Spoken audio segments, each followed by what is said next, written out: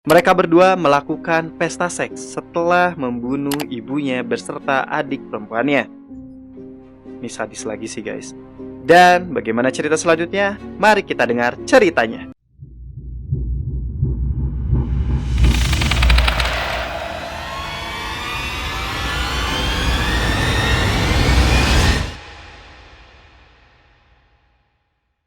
Kim Edward yang lahir pada tanggal 13 Juni 2001 beserta dengan kekasihnya yaitu Lucas Parkham yang lahir pada tanggal 1 Agustus 2001.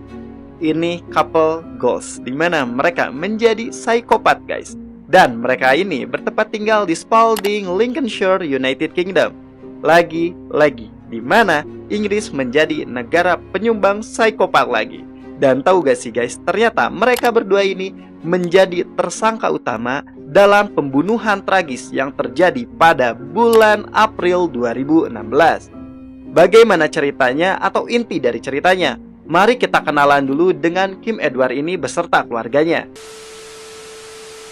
So guys, mari kita kenalan dulu bersama si Kim Edward ini nih guys. Ternyata si Kim Edward ini tinggal bersama dengan ibunya beserta adik perempuannya. Dan ibunya ini bernama Elizabeth Edward serta adik perempuannya yaitu bernama Kathy. Dan pada saat kejadian, ibunya ini masih berusia 49 tahun. Sedangkan Kathy masih berusia 13 tahun. Hanya terpaut 1 tahun bersama Kim Edward yang pada saat itu berusia 14 tahun. Ya, ini masih pada bocah ya guys ya. Dan tahu gak sih guys, ternyata memang keluarganya Kim Edward ini memang bisa dibilang broken home, di mana ya mereka hanya tinggal bertiga nih, ibunya Elizabeth Edward dan adik perempuannya Kathy, dan bersama si Kim Edward ini nih guys. Lalu ditemukan juga fakta bahwa si Kim sama ibunya yaitu Elizabeth ternyata memiliki riwayat hubungan yang kurang harmonis nih guys. Dimana Kim ini beranggapan kalau misalkan ibunya yaitu Elizabeth itu kurang sayang kepada dia. Dan ternyata ibunya dianggap oleh si Kim ini itu lebih sayang kepada si Kathy yaitu adik perempuannya. Tapi ini baru anggapan si Kimnya aja nih guys. Kita juga kan belum tentu tahu nih kondisi keluarganya itu seperti apa. Dan ternyata si Kim ini pernah nekat nih guys. Dia pernah lari dari rumah gara-gara ngeliat ibunya terlalu sayang ke si Kathy katanya. Dan tidak hanya sampai di situ. Si Kim ini pernah memberontak dan mencoba mau bunuh diri. Melakukan percobaan bunuh diri gara-gara dia menganggap kalau ibunya itu lebih sayang ke si Kathy. Ini kalau ibunya nggak sayang nih Kim ya, lu pasti udah dibuang dari awal, ditaruh di panti asuhan, gak akan diambil. Lah pikiran kamu kok sebatas itu aja gitu loh. Ibunya yaitu Elizabeth Edward seolah-olah ingin membantah tuduhan si Kim ini kalau misalkan ibunya itu nggak sayang ke dia. Bukan? Bener, pasti ibunya tuh sayang sebenarnya. Dan tau gak sih guys, salah satu buktinya si Kim ini dibawa ke psikiatris. Kenapa sih ibunya sampai tega membawa ke psikiatris? Karena ibunya pengen ngecek kesehatan mental dari anaknya. Karena anaknya ini kok nekat banget gitu loh. Dan ternyata dari pihak psikiatris ini menyatakan kalau Kim ini sebenarnya sehat walafiat, tidak ada gangguan mental sedikit pun. Tuh kan, berarti ibunya sayang dong ke dia. Wah gila nih si Kim. Nah jadi kita udah tahu kan sebenarnya yang berprasangka buruk itu ya si Kimnya aja gitu. Ternyata ibunya tuh sayang loh ke si Kim. Bahkan ke adik perempuannya juga. Ya intinya mah sayang lah ke keduanya gitu loh. Tidak membeda-bedakan. Cuman guys, dibalik ketidakseimbangan antara hubungan antara orang tua dan anaknya ini, datanglah orang ketiga, yaitu si Lucas. Nah si Lucas ini jauh lebih parah lagi. Dengan datangnya si Lucas ini malah membuat kondisi tidak harmonis menjadi lebih parah, menjadi tidak harmonis kuadrat gitu loh. Dimana ternyata si Lucas ini yang masih berusia 14 tahun bersama si Kim yang masih berusia 14 tahun juga sih sebenarnya. Bocah ketemu bocah, makin bocah dong. Dimana ternyata Bu Elizabeth ini sebenarnya udah punya feeling gitu loh guys. Karena merasa kayak nih bocah baru 14 tahun udah pacaran. Terus ditambah lagi ibunya si Kim ini yaitu Ibu Elizabeth merasa kayak bad feeling aja gitu ngelihat si Lucas ini, kayak punya perasaan buruk aja itu ngelihat si Lucas ini. Otomatis kurang setuju dong. Mendengar ibunya kurang setuju, Kim ini makin menjadi-jadi. Kim ini makin marah ke ibunya, bahkan memberontak lagi nih guys. Dia kabur dari rumahnya dan dibawa sama si Lucas menuju hutan utara kota tersebut. dibawa kabur sama cowok ke hutan. Udah naik ting saya udah naik ting saya udah. Dan si Lukas ini harusnya nenangin si Kim guys, harusnya menenangin Lukas ari kamunya gitu loh. Harusnya kamu tenangin gitu loh si cewek kamu supaya dia bisa baikan sama ibunya, malah sarwana gitu ya, malah sama gitu loh. Jadi ya udahlah, ini makin diperparah. Dan dari sini kita mulai ke inti dari cerita ini. Akhirnya Kim yang selalu bersama si Lukas ini nih guys, mereka sering curhat-curhat lah, biasalah kan kalau pasangan curhat lah ya, deep talk kalau anak zaman sekarang mah ya bilangnya. Nah mereka tuh saling curhat sambil makan di McDonald atau makan makanan McDonald. Dan ketika mereka lagi curhat, tiba-tiba Kim ini dengan spontan bilang, bagaimana kalau kita bunuh saja ibu saya? Ibunya mau dibunuh. Dan bodornya nih, bodornya lagi, kalian ngerti gak sih? Ya komedinya, si Lukas ini juga malah menyetujui, terus bilang kayak, boleh juga. Hah? Mind blowing banget.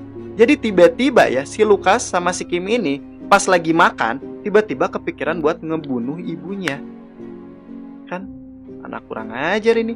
Setelah itu ketika mereka sambil berbicara, mereka itu menyusun rencana dan konsep yang matang.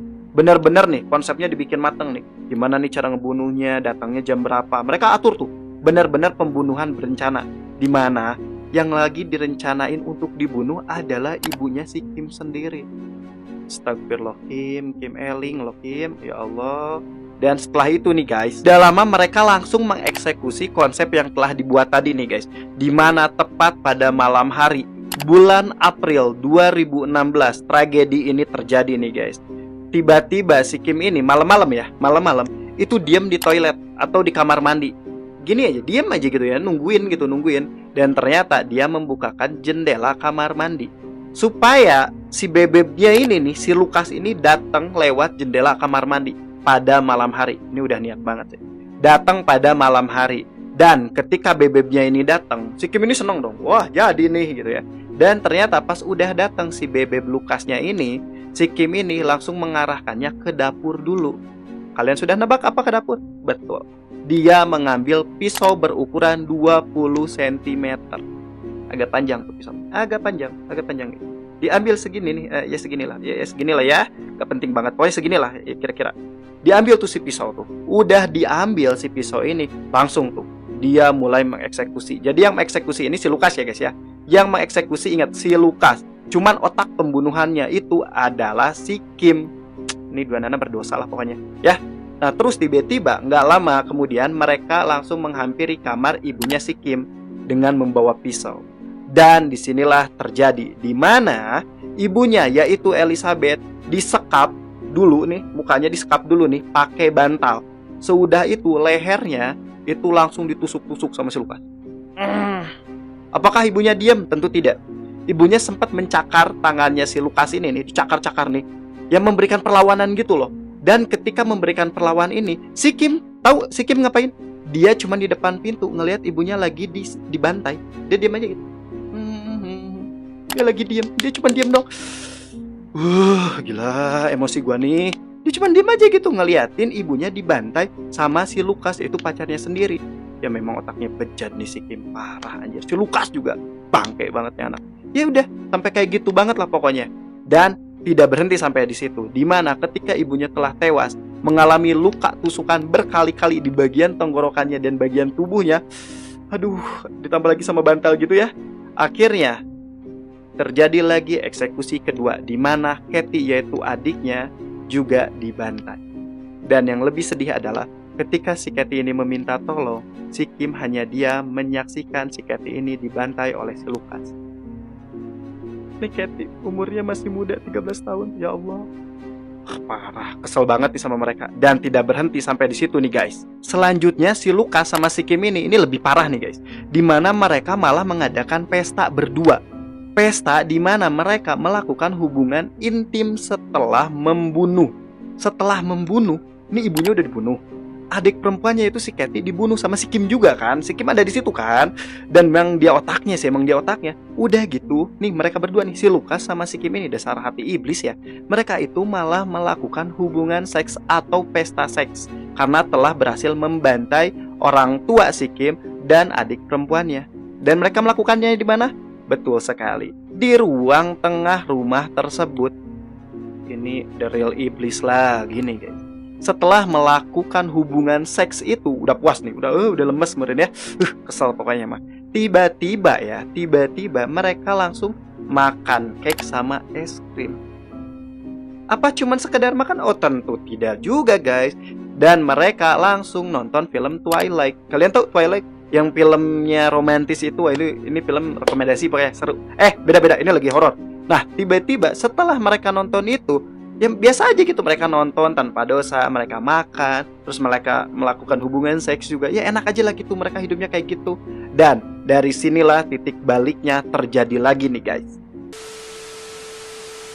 Nah sekarang kita masuk ke kronologi penangkapan dua iblis ini nih, si Lukas sama si Kim. Nah jadi guys, pada saat kejadian ini mereka itu tinggal di rumah tersebut selama 1,5 hari. Jadi ya sehari lebih setengah hari gitu loh guys. Nah mereka tuh kan diam di situ. Si Lukas otomatis gak sekolah. Ingat umurnya 14 tahun guys, 14 tahun harusnya sekolah dong. Nah si Lukas ini gak sekolah. Si Kim ini juga sama gak sekolah juga nih. Si Kim sama si Lukas ini gak ke sekolah nih. Otomatis ada laporan kalau mereka itu dianggap hilang. Nah otomatis karena mereka dianggap hilang, dicek dong sama polisi. Dan diceknya langsung ke rumah si Kim. Bagus banget nih Pak Polisi. Anda ramah, bintang 5 tentunya. Nah setelah si polisi ini datang ke rumahnya si Kim, nah ketok-ketok dong, tok. Nah saya dari kepolisian, masuk gitu ya. Ternyata dibuka paksa lah sama si polisi ini, karena digedor-gedor gak ada yang mau ngebuka nih. Nah setelah terbuka, polisi ini heran. Herannya apa? Pertama, ketika membuka ternyata ada orang. Dan kedua orang ini bocah guys. Bocah gitu, bocil 14 tahun tapi gak bocil-bocil banget kali ya. Nah udah kayak gitu, setelah polisi ini masuk, aneh juga nih, kok cuma 2 orang ini aja? Ditanya dong, Kim orang tua kamu mana? Ya dong, pasti dong, Kim orang tua kamu mana? Tahu gak si Kim ini dengan santainya bilang apa? Ada di atas. Ada di atas. Jadi mimik mukanya tuh gak kaget katanya guys. Dia gak kaget, gak respon gimana gini. Tiba-tiba kayak bilang, ada kok di atas. Oke, polisinya masih santai dong. Nah, si polisi ini coba bertanya juga sama si Lukas ini. Kan dia cowok dong di situ, otomatis harusnya bertanggung jawab dong. Ditanyalah ke si Lukas, apa yang sebenarnya terjadi? Karena si Lukas ini kan nggak ada dari rumahnya dong. Dan dianggap katanya hilang karena nggak ada 1 hari lebih tuh. Nah, tiba-tiba si Lukas ini ngomong apa coba? Coba deh ke atas aja. Coba lihat di atas ada apa. Hah? Anjrit banget ya si Lukas ini. Bener-bener definisi bangke banget lah gitu loh.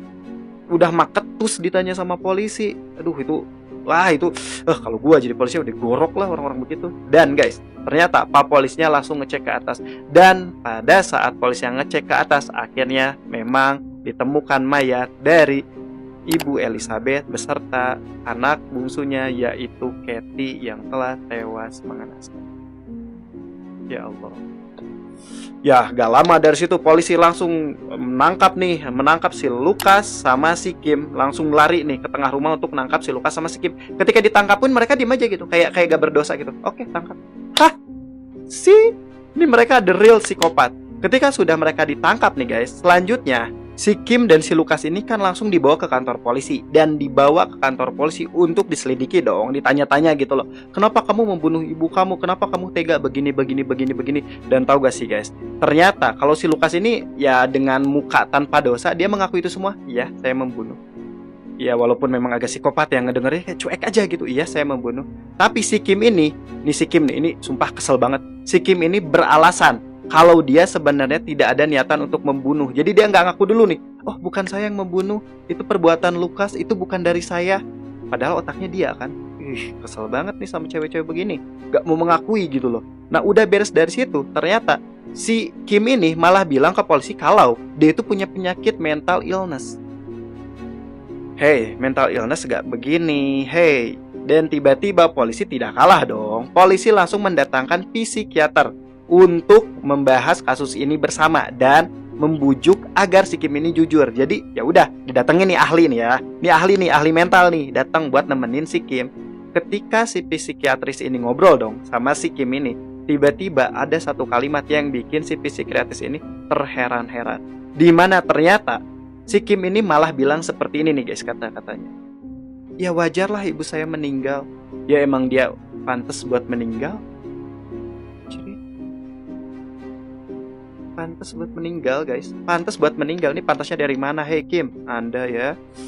Udah dari tadi kesel terus. Oke, selanjutnya otomatis kan semua jadi heran gitu. Lah kok ini anak malah ternyata udah dipanggilin ahli, malah makin menjadi-jadi. Ya udahlah, ini bukan penyakit mental illness. Jadi intinya ini ya emang dasar dia aja psikopat gitu loh.